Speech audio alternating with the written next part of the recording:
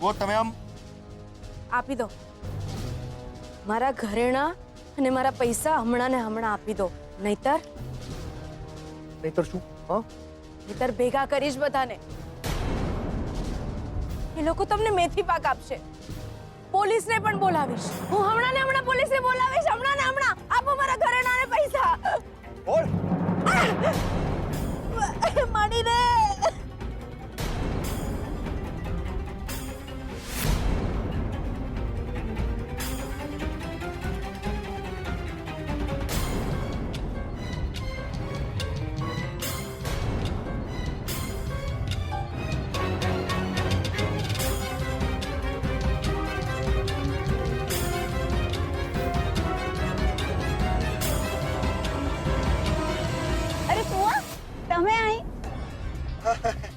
સારિકા કોઈ તમને જ શોધતા હતા. એને હું પણ એને જ શોધું છું. ક્યાં ક્યાં છે સારિકા? ત્યાં બહાર જ છે. બહાર છે? હા.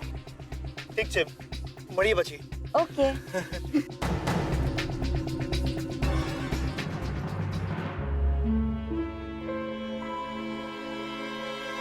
રંજીત ગાડી પાસે પણ નથી. ક્યાં ગયો હશે?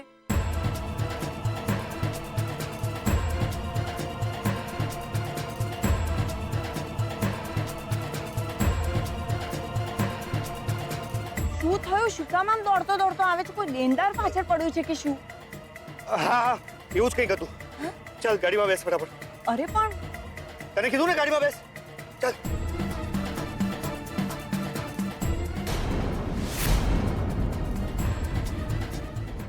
એમને પકડો.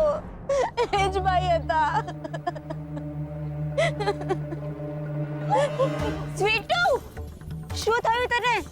સ્વીટુ, શું થયું તને? શું થયું આને? આ બેન પડી ગયા છે, પણ તમે કોણ છો એના બેન? હું બેન છું આની, આ મારી બેન છે. તું રડ નહીં સ્વીટુ, હું આવી ગઈ. ના, ચૂપ થઈ જા. શું થયું પણ? રડ નહીં. ચાલ આપણે ઘરે જવાના. ચાલ ચાલ. શું થયું તને? તું રડ નહીં. રડ નહીં.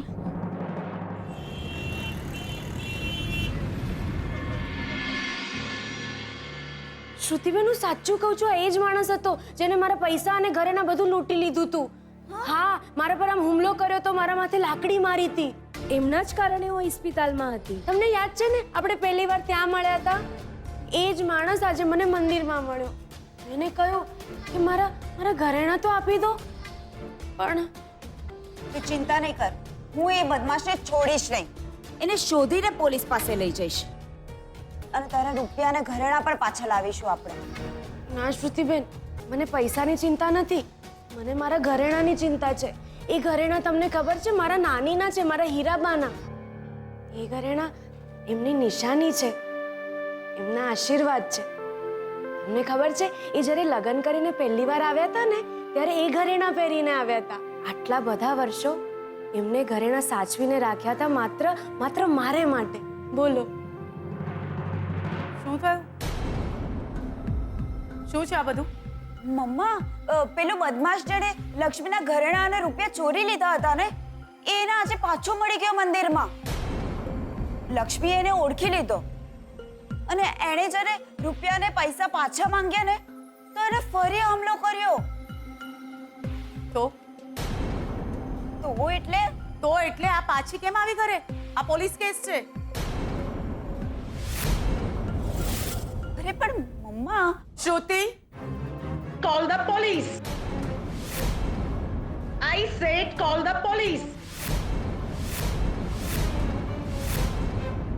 પોલીસ? નો મમ્મા, પોલીસને કહીશું તો વાત વધી જશે. પેલો બદમાશ તો ભાગતો ફરશે, પણ લક્ષ્મી ગભરાઈ જશે. મને એ નથી સમજાતું કે દરેક ખરાબ ઘટના લક્ષ્મી સાથે શું કામ થાય છે.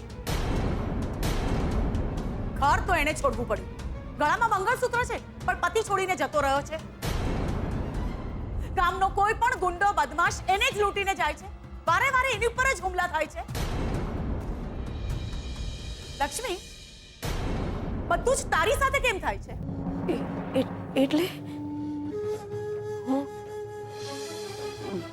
મને મને ખબર છે તારી પાસે મારા એક પણ સવાલોના જવાબ નહીં જ હોય. સાચું કહું ને તો મને ક્યારેક ક્યારેક તારા જ કેરેક્ટર ઉપર શંકા જાય છે. મમ્મા પ્લીઝ આવું તો ના બોલ. લક્ષ્મી સારી છોકરી છે, સારા ઘરની છે. સારા ઘરના માણસોના સરનામા હોય છે શ્રુતિ. હા, પણ જેના સરનામા હોય છે એ બધા જ માણસો સારા હોય એવું જરૂરી નથી. અને કોઈના ગુનાની સજા લક્ષ્મીને શું કામ આપવી? આ જે કોઈ પણ બદમાશ છે એને હું શોધી કાઢીશ. એ આ જ એરિયામાં રહેતો હોવો જોઈએ, એને શોધીને હું પોલીસ પાસે લઈ જઈશ. ઓહ, આટલું બધું કરીશ તું એક આ અજાણી છોકરી માટે?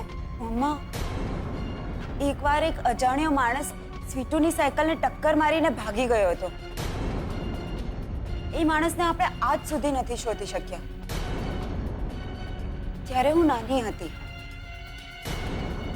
હવે નહીં, હવે કોઈ પણ માણસ મને કે મારી આસપાસની કોઈ પણ વ્યક્તિને નુકસાન પહોંચાડશે તો હું એને છોડીશ નહીં. અને જો આ છોકરીએ જ તને નુકસાન પહોંચાડ્યું તો?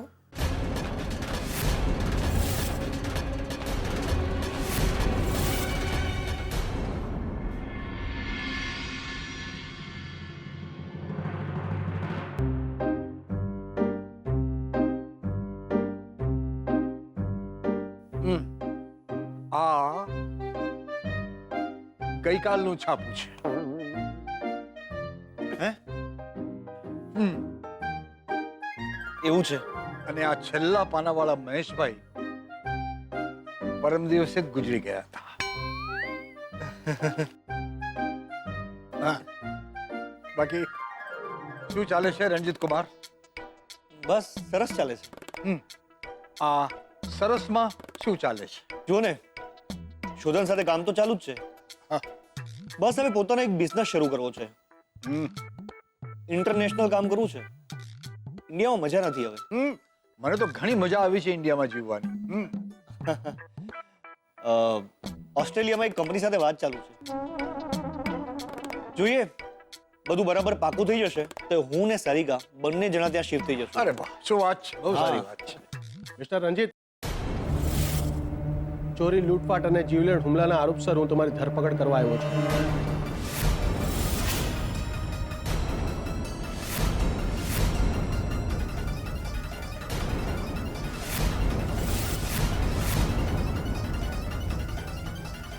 વિનાશ, તમે? Mister Amarkant, sorry to say but રંજીતે એક છોકરી પર જીવલેણ હુમલો કર્યો છે અને એને લૂંટી પણ લીધી છે.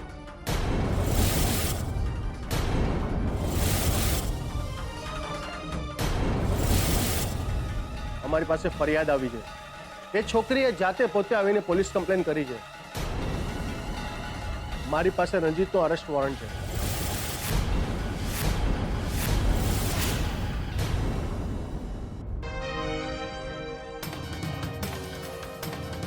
ચાલ પોલીસ સ્ટેશન. ના, મારી વાત તો સાંભળો. રણજીત, શું આ વાત સાચી છે?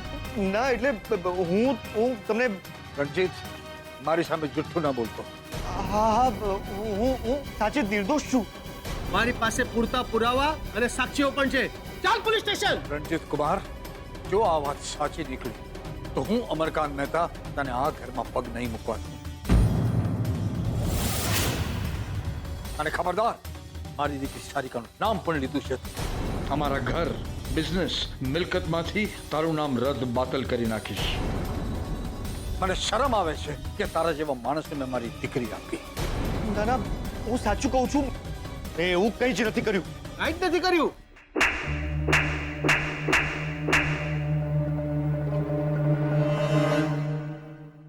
આ સપનું હતું.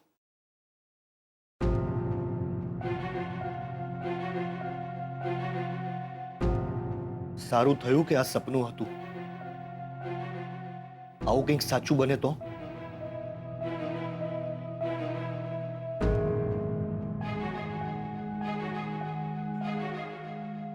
સવારના 5 વાગ્યા છે. સાંભળ્યું છે કે સવારનું સપનું સાચું પડે છે. જો આ સપનું સાચું પડ્યું તો લેવાના દેવા પડશે. આ ઘર-બાર, બિઝનેસ, મિલકત, સારિકા બધું જ છોડવાનો વારો આવશે.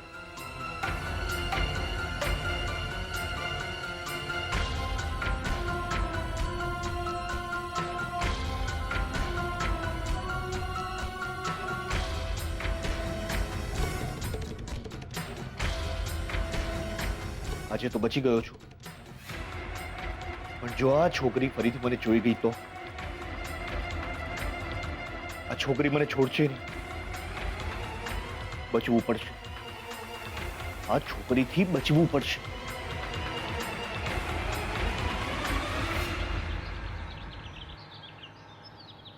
જોયું ને, આપણે સવારથી ફરીએ છીએ, ગોતા ગોત કરીએ છીએ, મંદિરે પણ આવ્યા, પણ એ માણસ ક્યાંય નહીં મળ્યો. જો સ્વીટુ, આપણે લગભગ છે ને આપણે નજીકના મંદિરે જ દર્શન કરવા આવતા હોય છે, અને મારી ભૂલ ના થતી હોય ને તો એ માણસ અહીં જ કશે આસપાસ રહેતો હોવો જોઈએ. અરે શું ખબર, એ રોજ મંદિરે પણ આવતો હોય ને આપણે મળી જાય. પણ શ્રુતિબેન, એક માણસ પકડાઈ ગયા પછી ફરીથી એ માણસ એ જ જગ્યાએ બીજી વાર શું કામ આવે? આપણે ચાન્સ જ લઈએ છે ને, ચાન્સ લઈ જોઈએ, શું ખબર એ આપણે મળી જાય. અને સ્વીટુ, તને હેરાન કરનારને હું છોડીશ નહીં. શ્રુતિબેન, હવે તમે વધારે હેરાન નહીં થાઓ. હશે કદાચ એ રૂપિયાને ઘરેણા મારા નસીબમાં જ નહીં હોય. વાત તારા રૂપિયાને ઘરેણાની નથી, વાત હવે તારા સન્માન અને મારા વિશ્વાસની છે. આપણે એને શોધી કાઢશું. ચલો.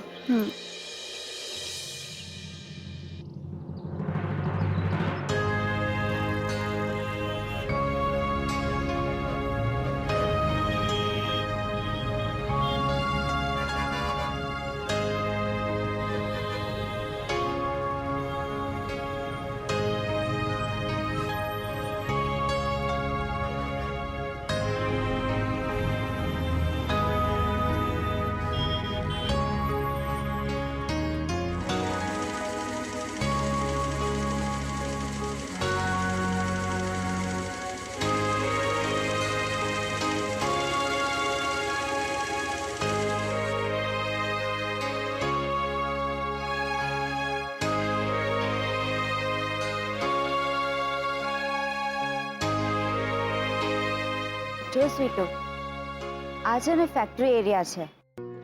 એ માણસ કદાચ અહીં કામ કરતો હોય. બરાબર જો બધાના.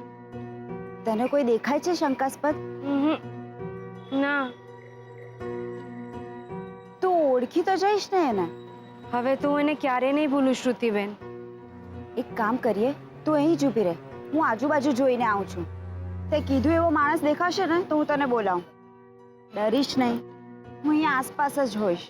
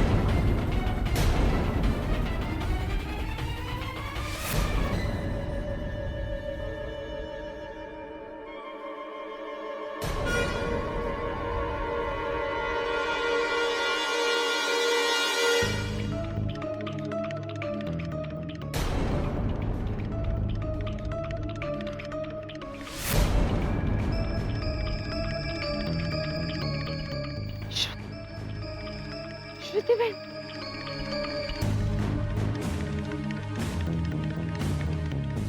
શ્રુતિબેન,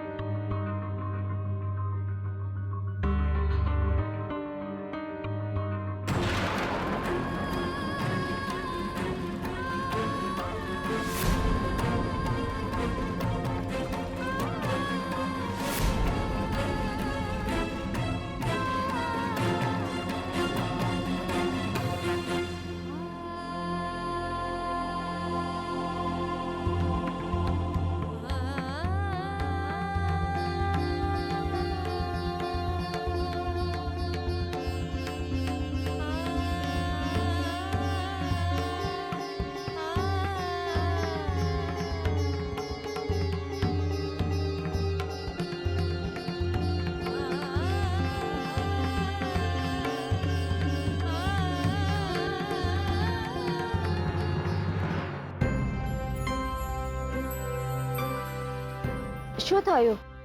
તે માણસને જોયો? ના, નથી જોયા. ઠીક છે, ચાલ આપણે બીજી કોઈ જગ્યાએ જોઈએ. પણ શ્રુતિબેન, કહ્યું ને, હું એ માણસને છોડીશ નહીં. ચાલ.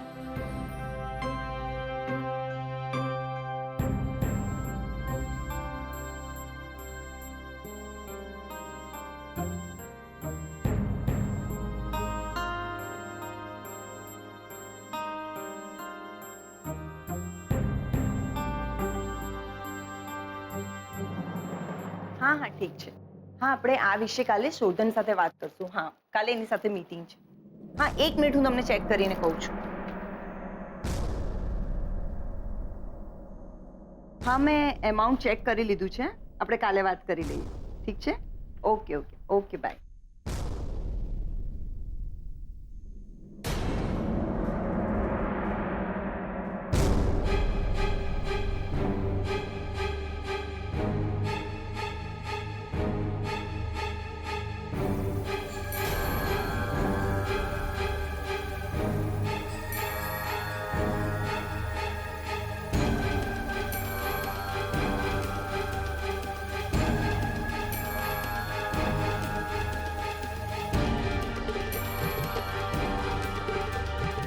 સારિકા,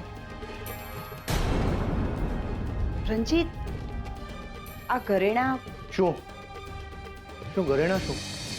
આપણા છે ને? એવું જ માં. બહુ જૂના અને મોંઘા લાગે છે. સારિકા, સોનું ક્યારેય જૂનું ન થાય. રંજીત આ ઘરેણા તારે શું? તું રોટલાથી કામ રાખ ને, તારે ટપ ટપ નહીં કર. હું પહેરું? હવે આ બંગડીઓ હું તો પહેરીશ નહીં. ઓફકોર્સ ગાંડી, તું જ પહેરીશ ને. જલસા કર. Thank you.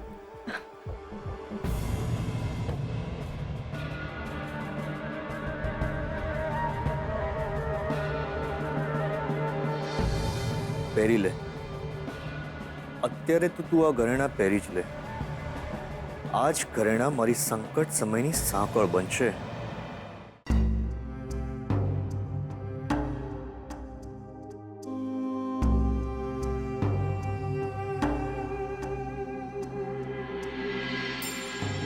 તને ગંભીર જોઉં છું ને ત્યારે મને બહુ ડર લાગે છે. શું વિચારે છે આટલું બધું? હું લક્ષ્મીને લાંબો સમય આ ઘરમાં રહેવા દેવા નથી માંગતી.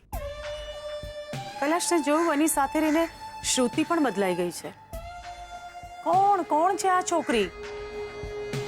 એના નામ સિવાય આપણે એના વિશે કંઈ નથી જાણતા. એક અજાણી છોકરી જેને કામની જરૂર હતી, જેને પૈસાની જરૂર હતી, આપણા ઘરે આવી ઘરનું કામ કરે છે. ધેટ્સ ઇટ, નોકર કહેવાય. અને શ્રુતિ એને નાની બહેન માને છે. કૈલાશ, આવી રીતે સંબંધ બંધાય? તો સંબંધો કેવી રીતે બને કલ્પના? કૈલાશ, ના, હું કોઈના વતી દલીલ નહીં કરું કલ્પના. ના શ્રુતિવતી ના લક્ષ્મીવતી. પણ મને એવું લાગે છે કે આ ઇસ્યુ એટલો મોટો નથી જેટલા આપણે સિરિયસ થઈ રહ્યા છીએ. એક છોકરી છે, જરૂરતમંદ છે, કામ કરે છે, આવી છે, થોડા વખતમાં જતી રહેશે, બસ. હું પણ એ જ ઈચ્છું છું કે લક્ષ્મી જલ્દીથી આ ઘરમાંથી જતી રહે. જેવા શ્રુતિના લગ્ન થઈ જશે અને શ્રુતિ સાસરે જશે એટલે આ છોકરી ઘરની બહાર. હું પણ કેવી વાતો કરું છું. હજી શ્રુતિની સગાઈની વાતના ઠેકાણા નથી અને હું લગ્નની વાત કરી રહી છું.